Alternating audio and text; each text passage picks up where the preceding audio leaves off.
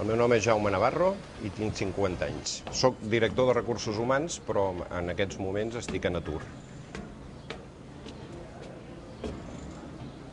A més, saps per què ens volen els de recursos humans?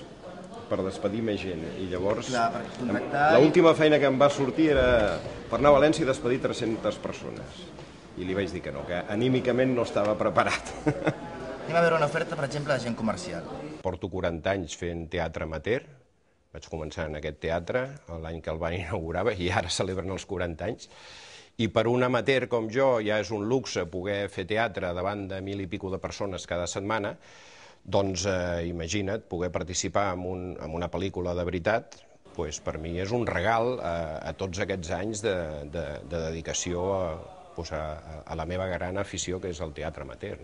La passió és, d'entrada, jo diria que és una tradició de 4 segles en aquest poble i que bàsicament explica tota la vida pública i la mort i passió de Jesucrist, tractada amb el seu punt just, tal i com s'explicava en els evangelis.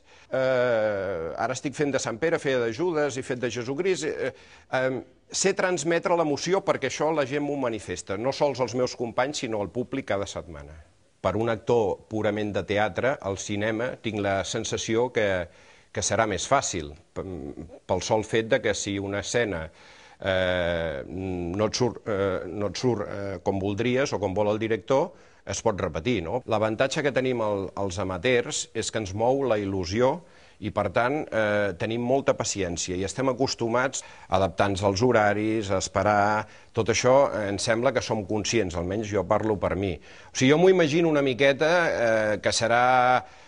Penso que ens haurien de fer unes petites classes de lo que és aquell llenguatge, de la tècnica mínima, i després grans dosis de paciència. Penso jo que serà això, no?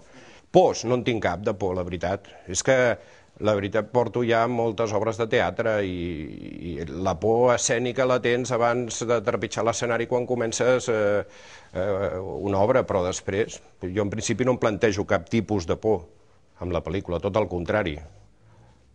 No, la por seria que finalment no comptin amb mi, és aquesta l'única por que tinc, no? Però em sento molt segur.